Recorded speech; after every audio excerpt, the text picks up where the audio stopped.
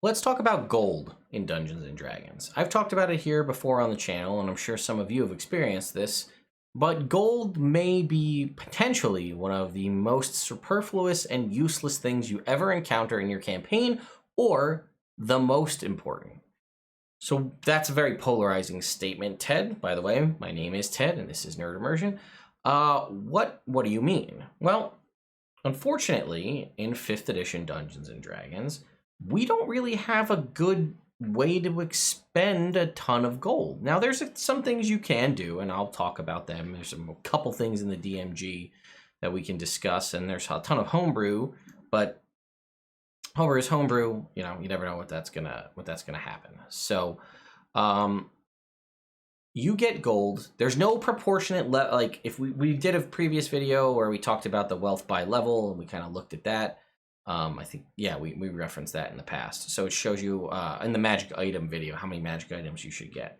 It doesn't show a ton of gold for high level characters, but if you actually play through some of these campaigns, especially the pre-written ones, usually there's a decent chunk of gold. An example that I can give you from personal experience is having played through Horde of the Dragon Queen and then playing in Rise of Tiamat. I mean, specifically Horde of the Dragon Queen, but you're literally tracking down dragon hordes, and eventually you end up fighting dragons who all have hordes, and you're amassing a decent chunk of wealth. The problem is, what do you do with all that? We've discussed in the past how there's not really great definitive rules for crafting or buying magic items. Yes, I know all about the rules that exist in the Dungeon Master's Guide and the rules that exist in Xanathar's Guide. They're lazy, honestly. I don't like them. That's that. End of story. But if we had a means to expend money, if magic items all had a price, that would change things. Now, that might possibly devalue like how rare magic items are, but why do they need to be so rare? I don't think it's necessarily true. Again, I reference 3.5 occasionally, or more often than not lately, it seems, but every magic item had a price, and every magic item also had a price for crafting. So if you had a bunch of gold, you could know what you could buy. You also had a wealth by level table that told you at 6th level, if you're starting at 6th level, you should have this much gold. This is how much you should start with, or roughly this is the gold progression you should have as you level up. And that can give you an idea. If I have 10,000 gold, I can save it. I can do other things. I can hire people because there's actual good hireling rules. Or I could buy 10,000 gold worth of magic items, and I know what that's going to cost and how that works. In 5th edition, I've not played a ton of campaigns. I've said that before. I'm lucky enough to have played a few, but not many. With the exception of one, gold was just a throwaway thing that was useless to us. Especially at a point where if you're finding magic items or you're finding unique things or stuff like that as part of the game, eventually, depending on the size of your party, you're probably going to hit your attunement limit. It seems to happen pretty regularly in all the games I've played with different DMs. You hit your magic item attunement limit, you got your 3 key items that you like, you're not looking to get any more magic items now. Now you don't need gold anymore, because that was maybe the one thing your DM was allowing to bring magic item shops where you could buy stuff. Now there's a section under recurring expenses in the DMG that you can see right here, which is having maintenance of, you know, of owning a different thing here. And there's a section for businesses, right? An adventurer can own a business. And if we scroll down, there's some options for building things, right? You could build an abbey or a guild hall or a stronghold or all this stuff. And this is it. It tells you the gold cost and the construction time. Now, you could build a guild hall for 5,000 gold, and depending on the game you're in, that's not a lot of money in the grand scheme. It takes 60 days. You build it.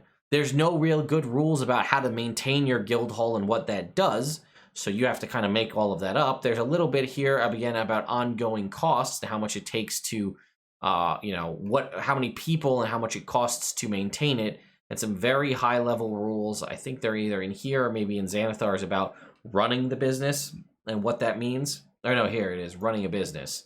And it's like it's a percentile table, and basically, is your business profitable or not? Well, is a guild hall technically a business? I don't know. Maybe it's just a place where you and your friends hang out, and it's your headquarters. I don't know. So these have some pretty exorbitant numbers, right? You could build a castle for 500,000 gold pieces, but what is it? What do you do? It takes years to build that. So these are some high level things you can do to spend a lot of money quickly. Now, I played in a campaign, my Rod of Seven Parts campaign, which is over on Nerd Immersion Plays. The gameplay channel has the whole campaign there. In that party, we had 2 wizards. We were starved for gold. And that is because wizards have the mechanic where they can spend gold to add spells into their spellbook.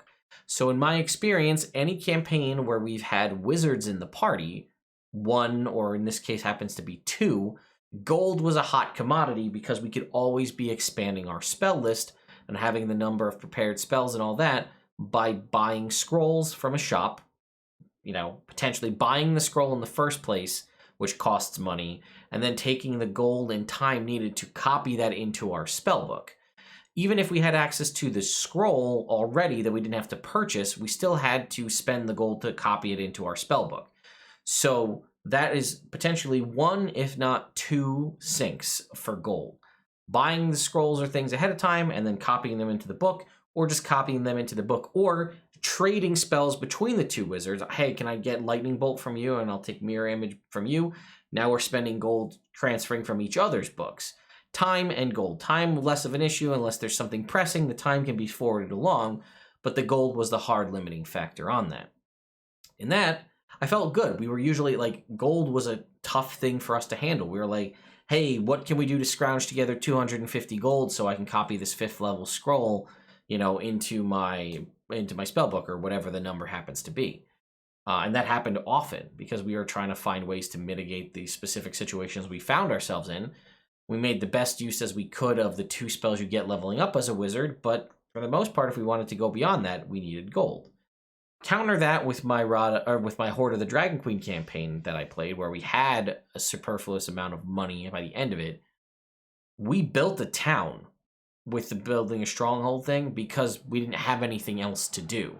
There was a town that got raised by the Cult of the Dragon, and we rebuilt that town from the ground up with the money we had and just invited all the NPCs that managed to survive that attack back, and that was just like a story thing that we did. But we still had so much gold. I remember getting into fights or trying to bribe people or get information. We go into a town, they're like, we're not going to really talk to you. You're outsiders. And I'm like, we need information. And they're like, no. And I'm like, here's 2,000 gold. Tell me what I want to know. And I just made that person's life and potentially the lives of their future families down the road by just giving them 2,000 gold. But it was so pointless. I think I carried at that point, I had 10,000 gold on my character alone. Obviously not potentially dealing with the issues of encumbrance, but bags of holding and whatnot kind of mitigate that to an extent. But I had 10,000 gold on just me, not including what the party had, not including the town that we bought and other things. So I was just like, this is just play money for me. It's Monopoly money. It means nothing to me. So I can bribe people with thousands or hundreds or thousands of gold to get what I need. And there's a point where the DM, it kind of is almost game breaking in a sense, because, the DM wants you to not potentially have to do checks to interrogate or whatever. But when you throw, that much money at someone and are like, just tell me who's, where so-and-so is. And they're like, I don't know. And I'm just like, you and your family are set for 3 generations. Well, or maybe even more than that. It's hard to kind of stick to your guns in that instance, where you could move away from this area and go start a life elsewhere and settle down and everything would be fine. So I don't know. This is another one of my hypothetical videos here. What do we do?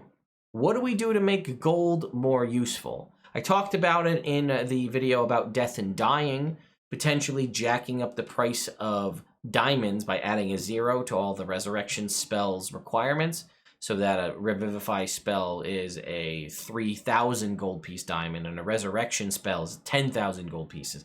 That's a way to funnel your gold away from the economy. You want to be able to resurrect people, you got to be rich, because diamonds are super rare and they cost a lot of money.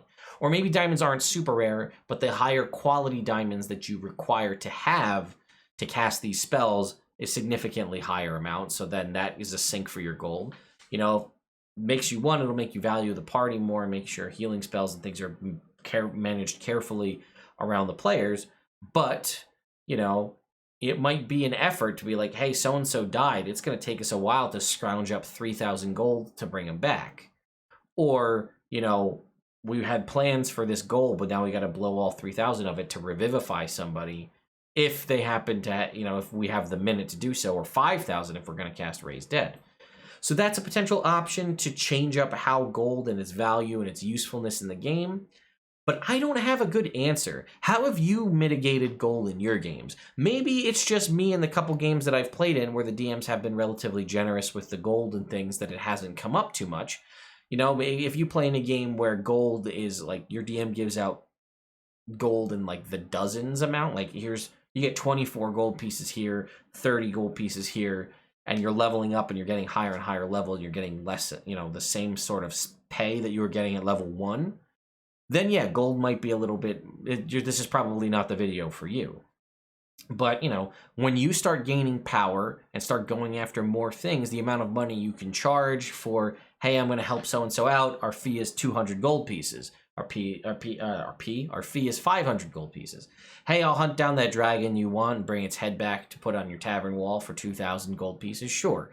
And this kind of stuff starts to escalate. You kill the dragon's got a treasure hoard, you got that. You rob the castle of the evil wizard, you get all of his spell books. The spell books are worth 5,000 gold pieces. You sell them to the local mage guild. You know, all this stuff is kind of happening, and gold amasses quickly, but then what do you use it for? Like I said, wizard is the clear example where you can spend a lot of gold quickly if you have the time, or buying scrolls to do so. And obviously you could use it to buy, what was I going to say? Use it to buy consumables is the word I was looking for. You can use it to buy consumable magic items, like potions and scrolls. But at a point, how many is too many? Like, well, I've got 50 scrolls of shield. I'm never going to have to cast a first level spell to use shield again because I have so many. Or, you know, I've got 200 healing potions. That's great. Are you ever going to get a chance to go through all of those? Because you can only drink so many at a time. Unless this is like a video game where instead of long resting, you just power chug potions to get your health back up to full, and then you go on and do what you got to do. I don't know. I don't have a good answer. I'm curious, have you seen, and again, I've covered a bunch of different supplements here from the DM's Guild and otherwise, where people have come up with good crafting rules or, you know, sane prices for magical items and things like that, and those exist. And I like that, and those are good options to do that, but I haven't found the one that I like the best. But I'm curious if you have some other means of handling gold in your game and how you go about it. I imagine this is something, whenever we do end up getting 6th edition officially, that this is something that will be rectified, as it's quoted in multiple instances of folks having a lot of gold and nothing to do with it. So thank you all so much for watching, and I'll see you next time.